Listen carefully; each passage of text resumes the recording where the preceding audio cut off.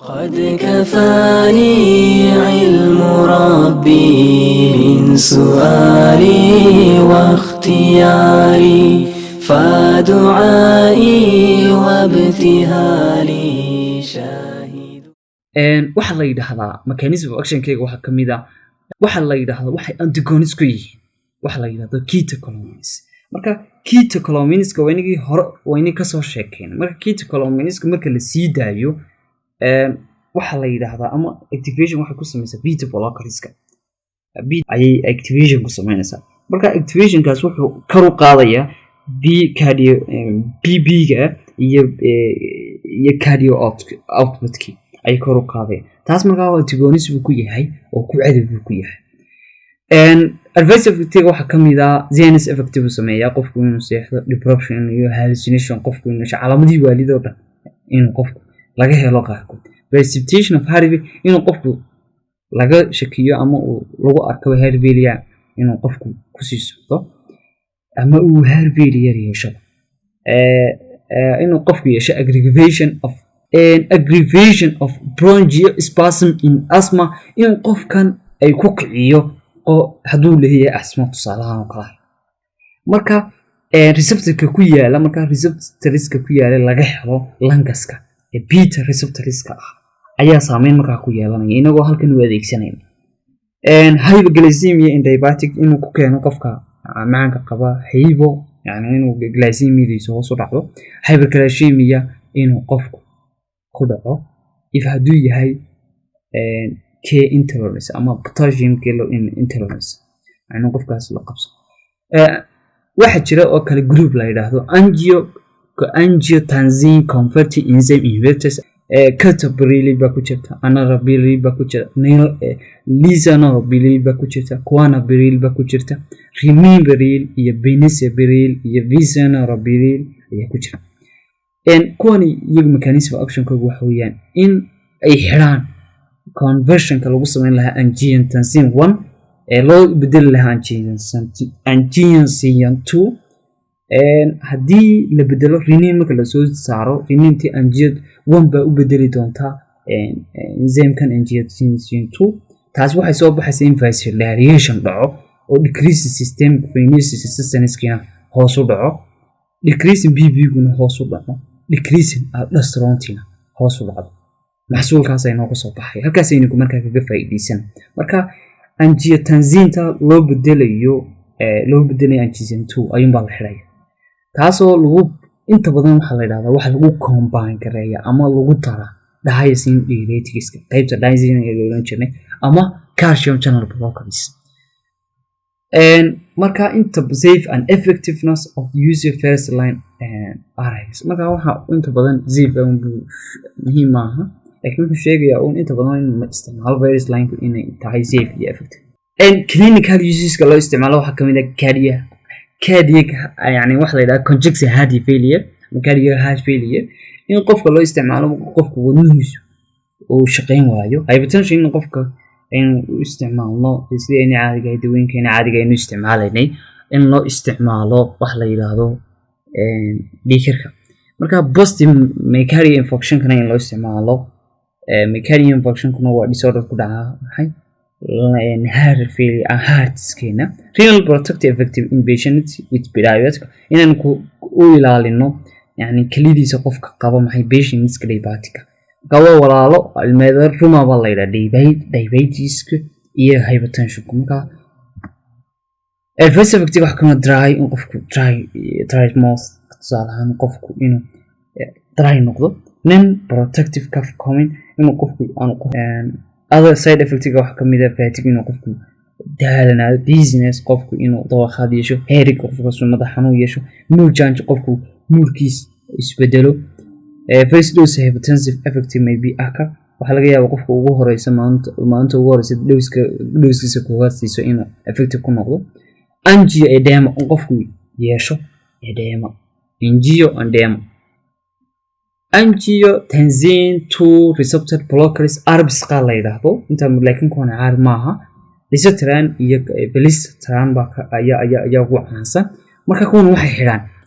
binding ama bind gareys ama amay qabsataa angiotensin 2 in loo bedelo AT receptorska AT1 receptorska waliba ku yaala fasalka marka iyo adrenal gland marka waxay tani kor u qaadaysaa promoting vasodilation in vasodilation dhaco lower aldosterone hoos u dhacdo marka hoos ay u dhacayso waxa haddana hoos u dhacaya isagana waxa la yiraahdo stroke volume resistance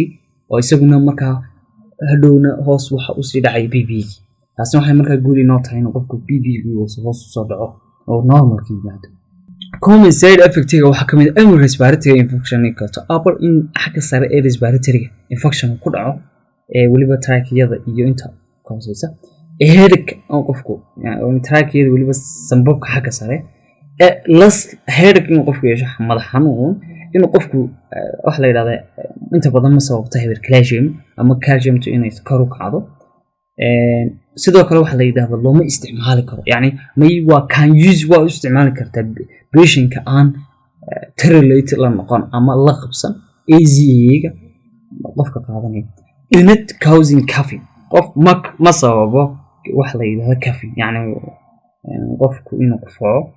use continuously geriatric patient in perinatal yani inaad si continuously isticmaasho geriatric patients waliba dadka waaweyn waxay saameyn ku keentaa renal function-ka yani si u shaqeynaysay kalidood calcium channel blockerska dawooyinkan waxaa kamid ah diltiazem feromil nifedipine amlodipine pilirabine isradipine iyo nicaradipine mechanism of action-ka calcium blockerska waxaa kamid ah waxay sababi karaan smooth muscles inay relaxation inay sameeyaan iyagoo xiraya waxa la yiraahdo calciumka marka calcium markay xirayaan waxa meesha ka dhacaysa relaxation receptorska waliba calcium ay xirayaan waxay ka hortagayaan muscle-ku in contraction sameeyo taasoo hoos u dhigaysa peripheral smooth muscles tongue xoogii lahaayeen peripheral muscle smooth muscles ku lahaayeen taas hoos waxa u dhigaysaa in la yiraahdo stroke volume resistance inay hoos u dhacaan iyo BB-gu in hoos u dhaco taas oo sabab u keenaysa in yani qofku marka BB-gu hoos ugu soo dhaco slow cardiac conduction waxay slow ka dhigtaa conductioniska cardiac wankana hoos waxa u dhigaysaa heart rate-kii iyo cardio output-kii BB saddexda hadii hoos u dhigto marka waxay meesha ka suganaa maxay hypotension in dhaco hypotension ku waliba isagoo normal ah clinical uses-ka la isticmaalo angina kamid ah qofku inuu angina waa disorder isaga ku dhaca cardiac laakiin anti angina waan dhigana tachycardia qofku inuu wadnihiisu aad u shaqeeyo hypertension in qofku yeesho waynigu isticmaalay dhiigkarkii arrhythmia in qofku arrhythmia yeesho qofku in yani arrhythmia yani soniski lahaay habkii uu shaqeynayay electricity-ga inuu khalkhalo side effect-ga waxa kamid ah pericardia qofku inuu hoos u dhaco cardiac-giisa hypertension waxaan daweynayo wixiisa ledkiisa ayuu inta badan ka deedeeyna side effect-ga hadduu hypertension ugu daweyn jira hypertension buu noqonayaa hoos u soo dhaco heart block inuu wadnaha xidho cardiac failure heart block yani inuu wadnaha uu shaqeyn waayo block noqdo cardiac failure inuu qofku maxay cardiac-kiisuba ka baxa meeshaba ama cardiac block iyo cardiac failure inta badan waa isku soo dhawayeen nausea in qofku yeesho nausea waxaynu oran jirnay yeelaaligo kale constipation in qofku yeesho calool istaag vasodilation-iska ama vasodilatory-iska waxa kamid ah diazepam hydrolyzine iyo minocytidine iyo sodium nitroprusside ama sodium nitroprusside mechanism of action waxa kamid direct relaxation bay ku sameeyaan arteriolka relaxation-ka arteriolka lagu sameeyo waliba smooth muscles-ka ah waxay result keenaan in vasodilation dhaco deena decreasing ku dhaco stroke volume resistance kaasoo isagu markaa isaguna inuu decreasing hadduu labadaasi ku dhacaan waxa dhaca hoos u soo dhacaya BB-gi labadaas hadii BB-gi u dhacay ka kacayana uu noqonayaa wii kale ka soo jeeda resistance marka haddii labadaas hoos loo rido meesha waxa dhacay BB-gi ama blood pressure cadaadiskii dhiigga haddii hoos loo dhigo inuu hypertension dhaco meeshii aan dhiiggu kacsanaan waxaa laga yaabaa in la isticmaalo combination oo kale with agents sodium nitroglyceride waxa inta badan lagu manage gareeyaa hypertensive emergency-ga ayaa inta badan la sameeyaa. Hydrolysinta iyada laftirkeedana waxa qofka beeshinka ay ku kacsan tahay yani hypertensionku ayaa inta badan la siiyaa. Side effect waxa kamid ah inta uu yeesho headache madax xanuun shaytin qofku cabsi oo kale yeesho tachycardia qofku tachycardia badan yeesho ma heart beatkiisu kor u kaco. Sodium nitroglyceride iyadana waa side effect waxa kana bradycardia ay yeelataa in hoos u dhaco heart beatkiisa iyo hypertension inuu qofku yeesho maxay in hoos u dhaco dhiigiisu. Control administration inta badan la isticmaalo IV infusion pump loo isticmaalo. Drug use heart failure dawooyinka inta badan loo isticmaalo in wadnaha shaqadiisu uu gabay. Congestive heart failure occurs when there is an inability of heart to maintain cardiac output. Wuxuu dhacaa inability cardiac congestive heart failure wuxuu dhacaa marka outputkii meesha laga waayo ama uu ku filnaan waayo, taasoo u baahato metabolism tissue yani tissue